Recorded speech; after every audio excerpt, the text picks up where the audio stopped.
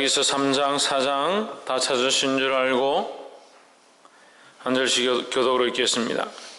만군의 여호와가 이르노라. 보라, 내가 내 사자를 보내리니 그가 내 앞에서 길을 예비할 것이요 또 너희의 구하는 바 주가 홀련히 그 전에 임하리니 곧 너희의 사모하는 바 언약의 사자가 임할 것이라.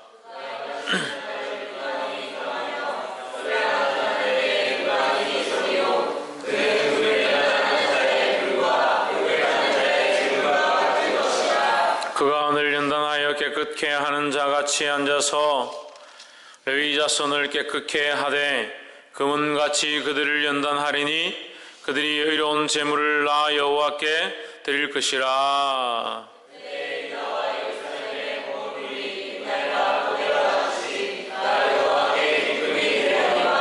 내가 심판하러 너에게 임할 것이라. 실수하는 자에게와 간음하는 자에게와 거짓 맹세하는 자에게와 품꾼의 삭세에 대하여 억울케 하며 가보와 고아를 압제하며 나그네를 억울케 하며 나를 경외치 아니하는 자들에게 속히 증거하리라. 만군의 여호와가 말하였느니라.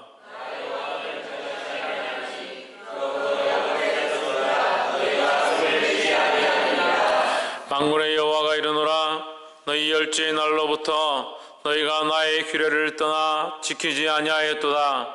그런즉 내게로 돌아오라.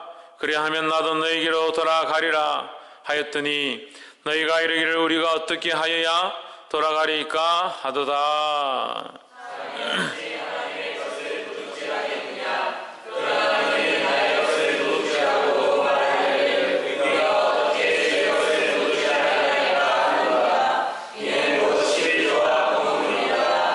너희 곧 온 나라가 나의 것을 도적질하였으므로 너희가 저주를 받았느니라.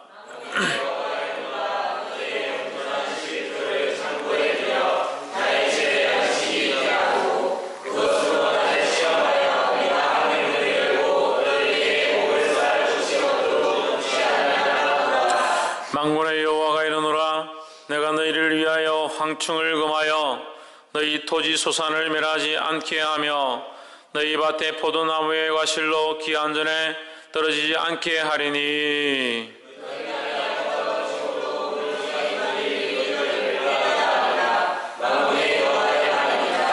여호와가 이르노라. 너희가 완악한 말로 나를 대적하고도 이르기를 우리가 무슨 말로 주를 대적하였나이까 하는도다.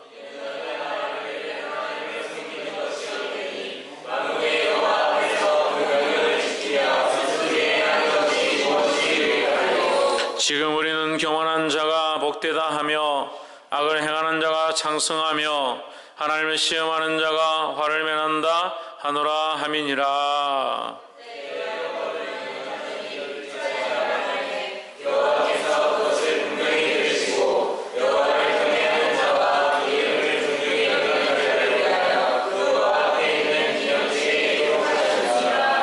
만군의 여호와가 이르노라. 내가 나의 정한 날에 그들로 나의 특별한 소유를 삼을 것이요 또 사람이 자기를 섬기는 아들을 아낌같이 내가 그들을 아끼리니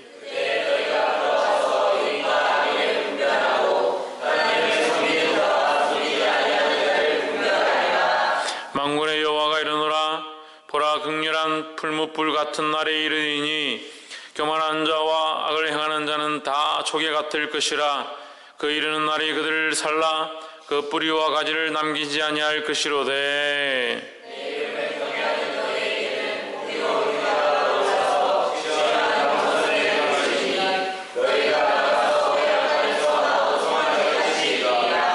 또 너희가 악인을 밟을 것이니 그들이 나의 정한 날에 너희 발바닥 밑에 재와 같으리라. 만군의 여호와의 말이니라.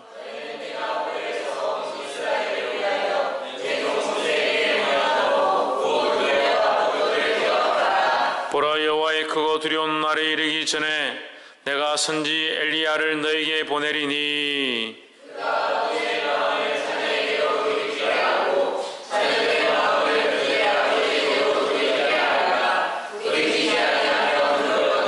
내가 와서 저주로 그 땅을 칠까 하노라 하시니라.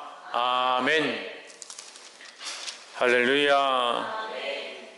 사랑합니다. 옆에 사람하고 해야 되는데 저를 보시고 사랑합니다. 저를 보시라니까. 사랑합니다. 축복합니다. 진짜입니까? 김태현 진짜입니까? 진짜입니까? 사랑합니까? 제가 김태현 형제를 사랑하는 만큼 김태현 형제 저를 사랑합니까? 내가 어떻게 사랑하는지 잘 모를 건데. 알아요. 네, 감사합니다. 하나님께서 우리를 말라기서 1장을 통해서 뭐라고 합니까? 내가 너희를 사랑하였었노라 했습니다. 우리가 하나님의 그 사랑을 알게 되기를 주 이름으로 축원합니다. 부족한 종이, 부족한 주의 종이 이 사역을 하면서 여러분을 사랑하고 지금까지도 부족하지만 제가 섬길 수 있는 부분들에 최대한 섬기고 사랑하고 기도했었습니다.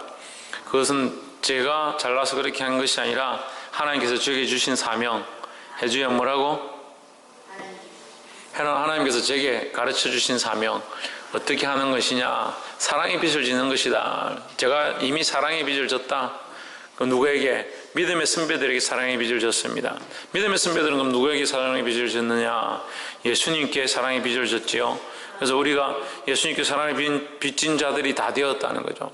그래서 우리는 어떻게 해야 되냐? 이 사랑의 빚을 남이 지게 하는 겁니다. 그래서 자꾸 빚져라 이렇게 하는 게 아니라 내가 열심히 사랑하면 그 사람이 주님의 사랑을 알게 되는 것, 그것이 사랑의 빚지게 하는 것이라는 거예요. 할렐루야. 그래서 우리가 이 사랑의 빚 외에는 어떠한 빚도 지지 마라. 사랑의 빚 외에는 돈의 빚도 지지 말고 다른 빚을 지으려고 하지 말고 남의 신세를 지려고 하지 말고 될 수 있는 한 사랑의 빚만 져라. 누구의 사랑? 예수 그리스도의 사랑. 할렐루야. 그래서 서로 사랑하기에 힘쓰시기를 주 이름으로 축원합니다. 이제 한 4년을 했는데 기분이 한편은 좋고 한편으로는 하여튼 마음이 좀 특이합니다. 지금 이제 말라기서가 끝났어요. 오늘 이 말씀을 하고 나면 구약 전체가 다 끝나요. 우리 창세기부터 지금까지 해서 이제 말라기가 끝났습니다. 오늘 언제 끝날까 했는데 한 4년 걸리네요. 그렇게 이렇게 보면 앞으로 한 두세 번밖에 못 하겠죠. 다시 이제 다음 주부터 창세기부터 하는데, 다음 주부터는 창세기부터 다시 시작해서 하는데, 제가 여기서 몇 년을 있을지 모르겠지만 해봤자 우리가 한 4, 5년 걸리니까 이 구약을 여러분 한 3번 정도, 많이 하면 3번 정도, 4번 정도 이렇게밖에 못 할 것 같아요. 그래도 너무나도 귀한 시간들이었고, 이렇게 돌아보면 이 아가서 말씀, 에스더 말씀, 예레미야서, 에스겔서, 다니엘서 보면서 얼마나 감격하고 은혜가 되고, 시편 말씀들, 욥기서 말씀들, 힘들고 어려운 부분들도 많이 있었지만 이렇게 은혜 가운데 지나왔습니다. 특히 아가서 말씀을 볼 때에 정말 은혜를 많이 받았는데 우리 친구 목회자들이 저한테 그 얘기를 하는 거예요.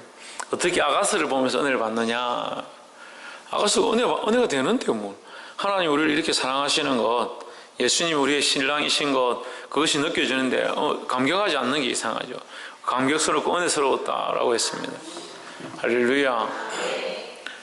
우리가 다시 창세기부터 보게 되는 것이 축복이고 또 우리가 말라기까지 은혜 가운데 이렇게 온 것이 감사함인 줄 믿습니다. 예, 오늘 이 마지막 말씀을 함께 나눕시다. 마지막 말라기서 3장에 만군의 여호와가 이르노라 보라 내가 내 사자를 보내리니 그가 내 앞에서 길을 예배할 것이요 또 너희의 구하는 바 주가 홀련히 그 전에 임하리니 곧 너희의 사모하는 바 언약의 사자가 임할 것이라 했습니다. 그러면 임한다, 온다, 보냄을 받는다, 보내리라 하는데 보내고 임하는 이 주인공은 몇 명일 것 같아요? 여기 3장 1절에서 말하는, 시간이 없으니까 단도직입적으로 자 1번 1명 1명, 2번 2명, 3번 3명, 자 1번 1명, 두 번째 문제가 뭔지 몰라요? 보내겠다 임할 것이다, 보낼 것이다 임할 것이다 이렇게 하는데, 그 보내고 임하는 자는 몇 명이냐? 첫 번째 1명 손 들어보세요. 2명 손 들어보세요. 3명 손 들어보세요. 예, 2명입니다. 2명. 2명을 얘기하죠. 자, 만군의 여호와가 이르노라, 내가 사자를 보내리니 그가 누구 앞에서? 내 앞에서 길을 준비할 것이요. 또는 뭐냐? 또 다른 자가 and, 이게 앞에와 뒤에 같다는 것이 아니고 오와 이 다르다는 거죠. 앞에 사자가 있고 뒤에 사자가 있다. 그 앞에 사자는 뭐하냐? 앞에 길을 예비하러 먼저 오는 자이고, 또 너희가 구하는 바, 너희는 누굴 구하냐? 우리가 구하는데 길을 예비하는 자를 자꾸 구할 필요가 없잖아요. 우리가 이 땅에 사는데 주여 우리 교회 가운데 부흥을 주시려면 길을 예비하는 자를 빨리 보내주십시오 이렇게 기도할 필요 없잖아요. 부흥의 은혜를 주십시오 이렇게 기도해야죠. 하나님 우리에게 축복하시려면 축복하십시오 이렇게 기도해야 되지.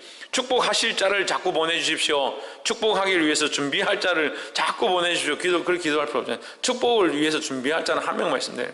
그러니까 그 길을 예비할 자가 한 명 있고, 그 다음에 구하는 바가 뭐냐? 그 구하는 바는 뭐겠습니까? 이스라엘 백성이 구하는 자는 누구겠습니까? 메시아죠, 메시아. 그래서 말라기서 이때가 끝나갈 때쯤 이제 드디어 이스라엘 나라가 또 어떻게 되냐? 이거 압제 가운데 들어갑니다. 로마의 압제 가운데 들어갑니다. 그래서 거의 500년간을 또 포로 생활이라기보다 이제 그 안에 압제되어진 정치와 이 권력을 다 빼앗겨버린 그런 세대를 또 살아갑니다. 그래서 내 앞에 길을 예비한 자는 누구냐? 누구겠습니까?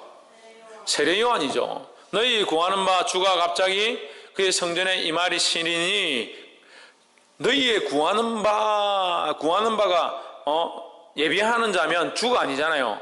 근데 주가 갑자기니까 이것은 앞에 예비하는 자가 아니다라는 거죠. 다른 자라는 거죠. 세례 요한이 아니다는 거죠. 그럼 예비하는 자는 세례 요한일 가능성이 높다는 것을 우리가 알 수가 있고, 주가 갑자기 그의 성전에 임하리니, 성전의 주다 하는 거죠. 주가 갑자기 그의 성전이니까 그는 주를 얘기하는 것이고, 주는 어디에 주냐? 성전에 임하신다. 성전의 주다. 성전의 주는 누구냐? 하나님이죠. 그러면 하나님이 임하기 위해서 그 앞에 누가 오느냐? 예비할 자가 온다. 하나님이 임하신다. 성전에 임하신다. 여호와 하나님이 성전에 계신데 다시 임하실 필요가 뭐 있어요? 하나님이 임하도록 백성들이 구하지는 않을 거 아니에요. 그래, 이것은 하나님 대신 예수 그리스도께서 오실 것에 대한 예언이라는 거죠. 예수님이 이 성전의 주인으로서 이 성전의 참 제사장으로, 대제사장으로서 우리가 히브리서를 통해서 했잖아요. 이 제사를 단번에 드리실 자, 온전한 영원한 제사를 드리실 자는 누구밖에 없다? 예수 그리스도밖에 없다. 그러니까 예수 그리스도가 이 성전이 이제 필요 없고 예수 그리스도만 있으면 된다는 거죠. 우리도 마찬가지로 교회가 필요 없고 사실은 제사가 필요 없다는 거죠. 각자 예수 그리스도를 주로 삼은, 예수 그리스도를 믿는 자가 되어 있으면 예수 그리스도와 함께 자기가 예배하면 된다는 거죠. 그럼 교회를 왜 옵니까? 이걸 잘 못 지키니까 오는 거예요. 내가 믿음을 잘 지킬 수가 없고, 말씀을 잘 알 수가 없고, 자라갈 수가 없고, 배울 수가 없고, 깨달을 수가 없기 때문에 나 혼자서 안 되니까 와서 말씀을 배우고 가르침을 받고 깨달음을 얻고 힘을 얻는 거죠. 그래서 우리를 모닥불에 비유합니다. 교회를 모닥불에 비유하면,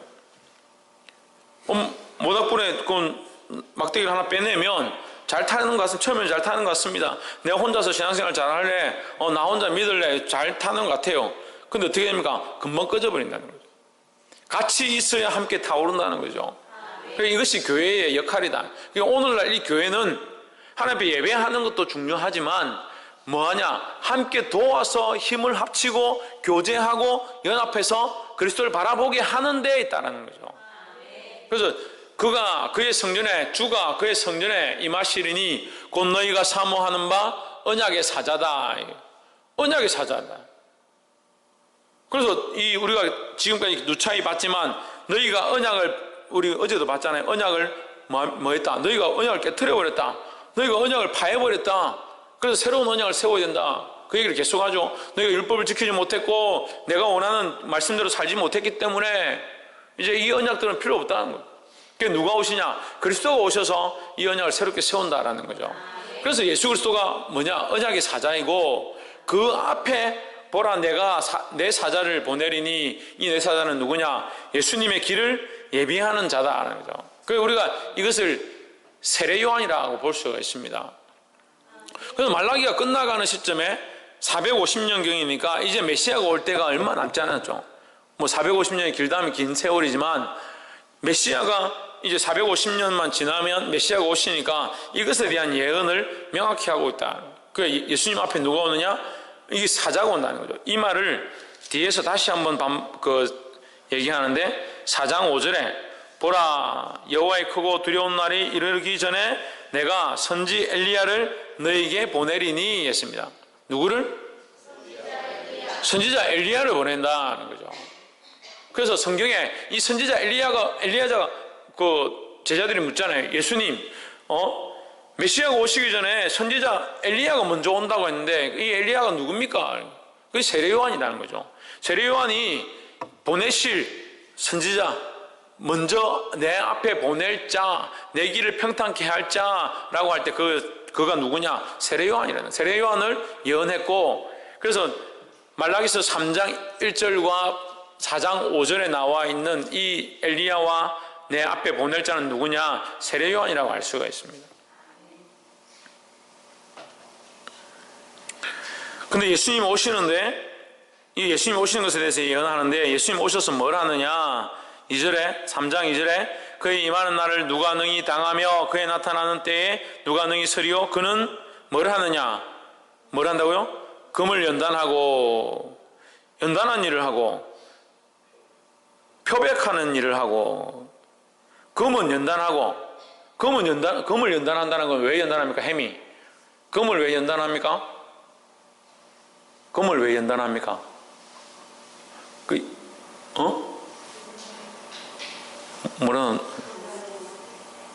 모른다고? 햄이 알 줄 알았는데 당황스러운. 문학이 금을 왜 연단하노? 쓰려고. 불순물을 제거해서 뭐하게?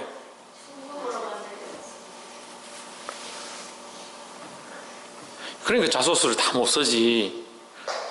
리포트를 잘 못 써내지. 금을 왜 연단하겠나? 가만히 있는 금을 갖다가 왜 연단하는 건 불에다가 이렇게 다시 끓이고 녹힌다는 거죠. 왜 불에다 끓이고 녹히느냐?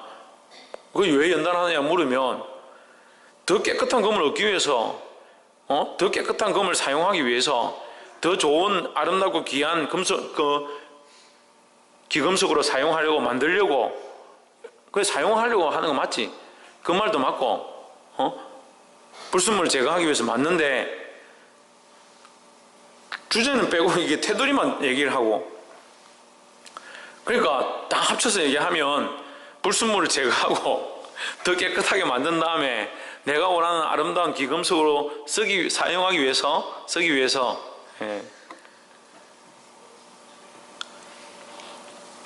금을 연단하는 것은 그런 이유죠. 그럼 우리가 어떤 사람이 되어야 되느냐? 이 금과 같은 사람인데, 하나님이 만드신 존귀한 금과 같은 존재인데 자기 몸을 아무렇게나 쓰고 자기 생각을 아무렇게나 쓰고 자기 육체를, 자기 영혼을 아무렇게나 사용하는 하나님 기뻐하지 않는다는 거죠. 그래서 우리를 어떻게 해야 되느냐? 목사님, 우리가 맨날 기도에 나오고 맨날 하나님 앞에 봉사하고 이런 거 언제까지 해야 됩니까? 언제까지 하기는? 불로 연단한 금과 같이 되어 하나님 앞에 정결하게 드려질 때까지 해야 되지. 그게 언제까지냐? 주님 오실 때까지죠. 할렐루야. 그 우리를 왜 자꾸 연단해야 하느냐? 더 주님이 원하시는 정결한 사람들이 되기 위해서요. 주님이 쓰시기에 합당한 아름다운 보석처럼 빛나는 자가 되기 위해서요. 할렐루야. 원래 하나님 우리를 보석과 같이 금과 같이 빛나는 존재로 아름답게 우리를 만드셨는데, 세상의 때가 묻어 있어서, 세상의 가치관이 묻어 있어서, 세상의 생각들이 내 안에 들어와 있어서, 세상의 자랑과 희락과 즐거움들이 나를 붙잡고 있어서 주님 쓰기에 합당한 그릇이 아니다는 거죠. 그래서 우리를 정결하게 해야, 연단해야. 홍지는 뭘 해야? 뭘 해야? 연단해야. 우리를 연단해야. 누가 오셔서 이걸 한다고요? 예수님께서 오셔서 이 연단하는 일을 한다. 그 다음에 뭐요? 표백하는 일을 한다. 표백이 뭡니까? 씻어서 희게 만든다는 거예요. 씻어서 희게 만든다. 씻어서 희게 만드는 일을 주님이 하신다는 거예요. 세상의 것은 붉고 검고 더러운 것이면 예수님의 방법은 희고 깨끗한 것이라는 거예요. 우리를 그리스도의 피로 정결케 하셔서, 그래서 뭐라고 합니까? 너희 죄가 주홍같이, 주홍이 뭐예요? 핏빛을 얘기하죠. 주홍같이 붉을지라도 너희 죄가 피와 같이, 피는 무엇을 상징합니까? 피는 뭘 상징합니까? 생명을 상징하죠. 너희 죄로 말미암아 너희는 생명이 이미 빼앗긴 바 되었다. 그래서 우리 죄가 어떠냐? 주홍 같다. 피 중에서도 시꺼먼 피를 얘기해요. 주홍과 같이 붉을지라도 어떻게? 흰 눈과 같이 휘어질 것이다. 할렐루야. 너희 죄가 진홍 같을지라도 양털과 같이 희게 할 것이다 라는 거예요. 할렐루야. 주님 오셔서 우리를 뭐하냐? 우리를 연단해서 우리를 정금과 같이 사용하시고, 정금과 같이 되게 하셔서 사용하시고, 흰 눈과 같이 되게 하셔서 양털과 같이 되게 하셔서 우리를 쓰실 줄 믿습니다.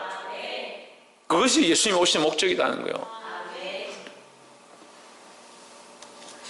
3절에 그가 오늘 연단하여 깨끗하게 하는 자 같이 앉아서 자손을 깨끗하게 하되 금은같이 그들 연단하리니 그들이 의로운 제물을 나 여호와께 드릴 것이라 했습니다.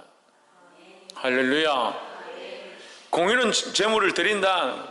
그러면 누가 공의로운 제물을 드리냐? 공의로운 제물을 누가 드립니까? 공의로운 제물을 누가 드려요? 둘 중에 하나만 얘기하면 되잖아요. 둘 중에 하나밖에 없잖아요. 답이. 뭘 고민해요? 공의로운 제물을 누가 드려요? 뭐라노? 우리를 정결케 하시는데, 우리를 표백하시고 우리를 정결케 하시고 우리를 연단하셔서 금과 은같이 깨끗하게 하시는데, 누가 그러면 하나님 앞에 공의로운 제물을 드린다는 거예요? 예수님 아니면 우리겠죠? 둘 중에 하나겠죠? 그럼 예수님이겠어요? 우리겠어요? 예수님이다. 우리다. 우리죠, 우리. 그들이는 복수잖아요. 그들이 공의로운 제물을 나 여호와께 바칠 것이다 했습니다. 그러면 자, 우리가 여기서 뭘 알 수 있냐면, 우리가 제물을 드리지 않는 것이 아니라 우리가 예배를 하지 않는 것이 아니잖아요. 우리가 하나님 앞에 나오지 않은 것이 아니잖아요. 나름대로 그래도 열심히 살고 있잖아요. 그런데 우리의 삶은 결국 연약하다. 너희에 드리는 제사는 온전치 않다. 그렇지만 우리의 제사와 우리의 제물과 우리의 삶은 무엇으로 온전해지느냐? 예수 그리스도의 피로 온전해진다는 거죠. 할렐루야. 그래서 이것을 이스라엘 백성의 그 레위 지파에게, 아까 시경이 말한 것처럼 레위 지파에게 적용을 하면 어떻게 됩니까? 그들이 드렸던 그 제사, 그들이 죄악 중에 하나님 앞에 드렸던 그 제사는 온전치 않다. 너희 욕심과 너희 생각들이 들어있는 그런 제사 온전치 않다. 너희가 구약시대 때 했던 그 제사들이 온전치 않다. 하지만 예수 그리스도가 오셔서 그것을 온전케 하실 때에 그것을 받을 만한 제사다라는 거죠. 그래서 그걸 뭐라고? 공의로운 제물이다라는 거죠. 할렐루야. 이스라엘 백성에게 제물의 의미는요, 양이냐, 염소냐, 비둘기냐, 추수한 제물이냐, 그것밖에 없어요. 그들의 제물의 개념은. 그런데 하나님 여기다 뭘 붙이셨냐? 공의로운 제물이다. 그럼 이 백성들이 헷갈리는 거예요. 하나님 앞에 양을 잡아와서 드리려고 하는데 이 양이 공의로운 제물이다. 말이 안 되잖아요. 양이 뭘 했는데 양을 죽여가지고 지금 껍데기 벗겨가지고 태우려고 가지고 왔는데 이게 공의로운 제물, 공의로운지가 않죠. 공의는 사람이나 살아있는 어떤 존재, 존엄성이 있는 존재 자체에 부여해야 되는데 양이나 비둘기 무슨 곡식단을 들고 와서 하나님 앞에 드릴 게 없어서 곡식을 갖다 태우라고 가지고 왔는데 이거 공의로운 말이 안 되잖아요. 더더욱 공의는 어디다 붙입니까? 하나님께 붙이는 거잖아요. 그러니까 우리가 드리는 제물은 공의로울 수가 없는 거죠. 우리 인간이 드리는 제물은 제물 자체가 공의로울 수가 없다라는 겁니다. 더더욱 이것을 말씀으로 비추어 보면 이 세상에 있는 모든 것들은 인간의 죄악으로 말미암아 다 더러워졌다라고 보죠. 다 더러워졌다고 볼 수 있는 거죠. 그런데 이 제물들을 가져와서 하나님 이것이 공의롭습니다 말하는 말이 안 되잖아요. 이 공의는 어디에 있느냐? 예수 그리스도의 십자가의 피가 묻은 것을 하나님께서 공의롭다고 인정해 주는 거죠. 할렐루야. 그러니까 이 공의로운 제물은 너희가 이전에 드렸던 그 제물이 아니라 그리스도의 피로 정결함을 입은 그것이 공의로운 제물이라는 거예요. 이전에는 우리가 우리 힘으로, 우리의 방법으로, 우리의 생각으로 하나님 앞에 나아가려고 했지만 이제 예수 그리스도 그가 오셔서 우리를 정결케 하실 것이다. 그 정결함으로 나아가는 자, 그 정결함으로 예배하는 자, 그 정결함으로 하나님 앞에 제물을 드리는 자, 그 제물을 내가 공의롭다고 받겠다라는 것입니다. 할렐루야. 그러니까 이것은 우리의 공로가 아니라는, 우리가 하나님 앞에 물론 열심히 하고 더 정결하게 살려고 하고 더 주님이 원하시는 모습대로 나아가야 되지만 결국 이것을 최종 도우시는 분이 누구냐? 예수 그리스도라는 거예요. 그래서 우리 예수 그리스도로 말미암아 우리가 온전한 이 공의를 이룰 수 있다는 거죠. 할렐루야. 그래서 이 제물, 우리가 이제 구약적으로 했을 때 양을 가지고 와서 하나님 앞에 태워서 드리면 이걸 하나님 받으시는데 양이 누구를 대신합니까? 제물을 바친 자의 죄를 대신하는 거잖아요. 그런데 양이 이 제물을 바친 자를 대신하기에 합당하냐? 합당하지 않죠. 합당하지 않잖아요. 합당해요? 아니요. 그럼 원령이라 하면 사람들이 잘 이해를 못하고 하윤이가 죄를 지어서 땡깡 쓰고 막 젖 안 준다고 울고 이렇게 했어. 그래가 막 아무데나 이제 볼일 보고 이렇게 했으니까 나쁜 짓을 했으니까 대신 제물을 드려야 되는데 하윤이를 대신해서 뭘 드려야 되나? 양을 가지고 와서 바치면 하윤이를 대신하나? 그러면 양을 키우지. 양 2마리 키우면 하윤이 둘이 키우는 것 같잖아. 그게 말이 안 된다고요. 제가 말하는 것도 말이 안 되지만 이게 말이 안 되죠. 근데 이 이스라엘 백성은 그게 너무 당연한 것처럼 생각하는 거죠. 양 한 마리 가져와서 바치면 되지. 우리가 좀 실수했더라도 누구를 죽였더라도 강간을 했더라도 그냥 양 한 마리 들고 와서 드리면 되지. 뭐 우리가 할 거 다 했지 않느냐. 그렇게 뻔뻔한 겁니다. 근데 하나님의 방법에서 보면 이 양이 온전한 것이 아니에요. 양이 온전한 것이 아니잖아요. 그 양이 이 사람의 죄를 대신하려면 뭐가 있어야 되냐? 하나님의 법이 있어요. 법이. 하나님의 은혜라는 이 법이 하나 더 있는 거예요. 구약이 그래서 은혜가 없다라고 말하는데 은혜가 있어요. 은혜가 없으면 이 양이 어떻게 이것을 대신하냐는 거죠. 이 양에다가 하나님의 은혜, 언약의 은혜, 약속의 은혜죠. 약속의 은혜. 네가 이 양을 바치면 내가 너의 죄를 사하겠다라고 한 그 약속의 은혜가 있는 거죠. 그러니까 이 양이 온전한 것이 아니라 양의 그 제물에 하나님의 약속을 더해서 이것을 바칠 때 받아주시는 거죠. 인정해 주는 거예요. 인정해 준다는 그것을. 이게 사람의 가치가 안 되지만 나의 약속의 은혜를 더해서 내가 인정해 주겠다는, 예수님 오셔서 그 십자가에 못 박혀 죽으십니다. 예수님의 그 피로 말미암아 우리를 어떻게 하냐? 우리는 온전치 않지만 예수님의 그 죽으심으로 말미암아 온전하다고 인정해 주는 거죠. 그게 하나님의 방법이라는 거예요.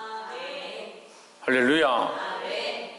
우리에게 공의가 있는 게 아니에요. 우리에게 의가 있고 우리에게 대단한 것이 있는 게 아니다는 겁니다.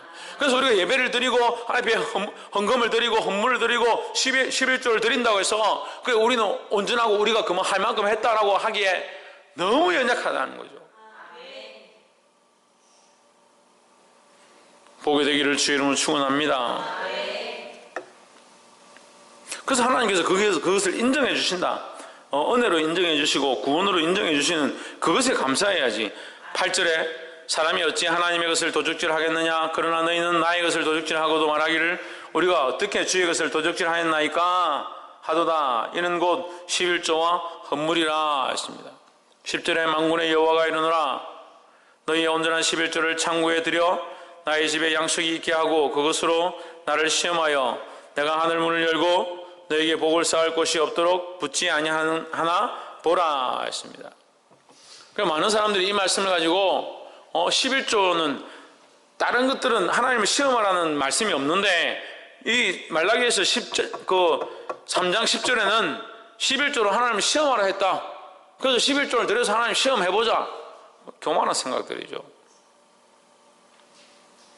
그만큼 11조를 드리는 자에게 반드시 하나님 축복하신다는 의미지 11조로 하나님을 시험해볼 수 있겠습니까? 우리 시험을 내는 대상자는, 여러분 이걸 거꾸로 생각해보면 시험을 내는 대상자는 시험을 당하는 자보다 뛰어난 사람들이 시험을 내죠. 시험 문제를 내는데 창조가 저한테 시험 문제를 내면 우습잖아요. 제가 창조에게 시험 문제를 내면 그것은 어느 정도 순리가 맞겠다 이렇게 생각을 하죠. 우리가 하나님을 시험하는 것은 말도 안 되는 거예요. 너희가 하나님의 11조를 도둑질하고 말씀을 듣지 않으면 시험하여 한번 해보라는 거죠. 한번 해봐라. 이것이 진실인가 거짓인가 너희가 한번 해봐라는 거죠. 반드시 복을 주시겠다는 거예요. 이 시험은 무슨 말이냐면 반드시 복을 줄 것이다. 뭐 하는 자에게? 하나님 앞에 11조를 드리는 자에게. 근데 11조는 무슨 표현이라고 그랬습니까? 나의 모든 것이 하나님의 것임을 인정하는 표현이라는 거예요. 하나님의 것이 아닌데 내가 내 것 중에 이것을 귀하게 여겨서 떼가지고 하나님을 귀하게 여겨서 하나님께 내가 큰 마음 써서 드리는 이게 아니라 내가 가진 모든 것이 하나님의 것이기 때문에 하나님의 것임을 표현하는 방식이에요.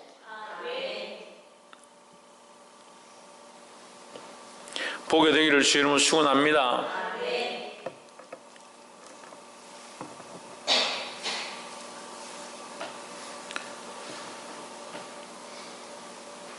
9절에 너희 곧 온 나라가 나의 것을 도둑질하였으므로 너희가 저주를 받았느니라 했습니다. 12절에 너희 땅이 아름다워짐으로 열방이 너희를 복되다 하리라 했습니다. 누가 복되다 한다? 이방인 모든 나라들이 너희를 복되다 하겠다 했습니다. 그러면 이 11조를 하나님 앞에 드리는 자에게 뭘 주시냐? 하나님 복을 주신다는 거죠. 그러면 11조를 드리는 자, 아까 제가 얘기했잖아요. 11조는 우리 10분의 1을 드리는 것이 아닙니다. 자꾸 생각하기 10분의 1을 드리는 게 11조라 생각해요. 그러니까 11조를 드려야 되냐 말아야 되냐 혼자서 고민을 하죠.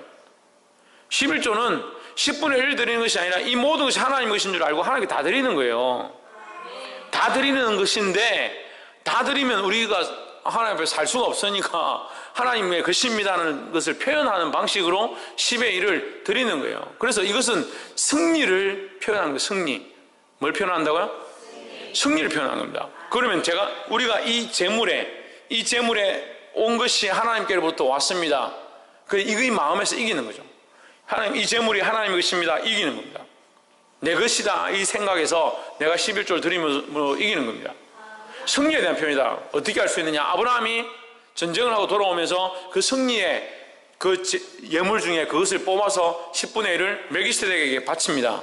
멜기세덱이 누구의 반차라 했습니까? 하나님의 세우신 반차다 했습니다.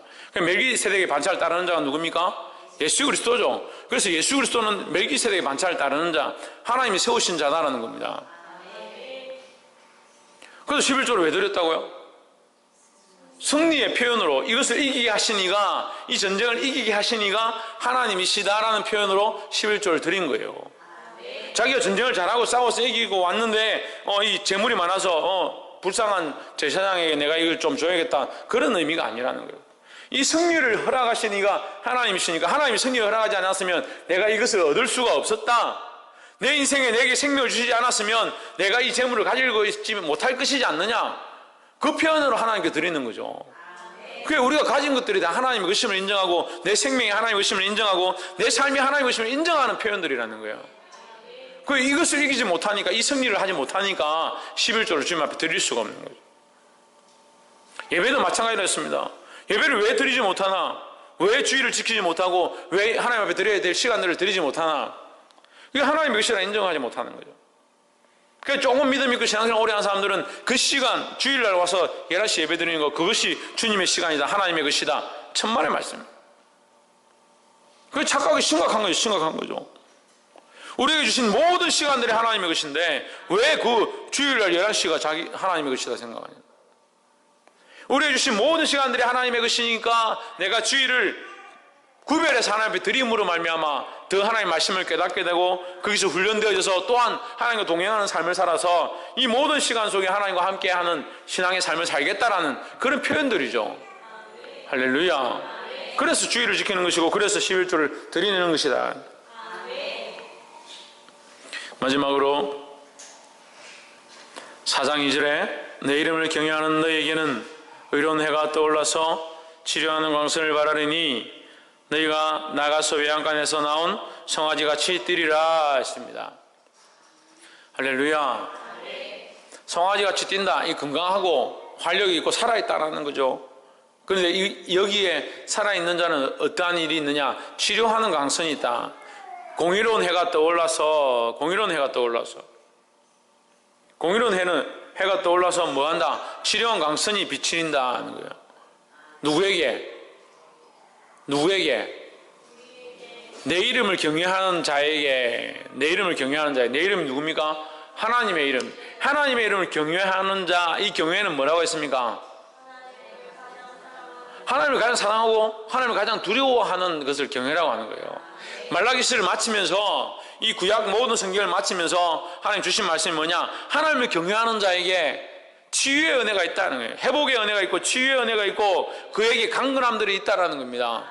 할렐루야. 그래서 옆에서 한번 보십시오. 하나님을 사랑하며 가장 두려워합시다. 할렐루야. 오늘날 이 세대가 문제가 뭐냐? 사랑하는 건 좀 해요. 사랑하는 건 좀 하고 좋아하는 건 좀 하고 마음에 드는 건 좀 합니다. 그런데 두려워함이 없습니다.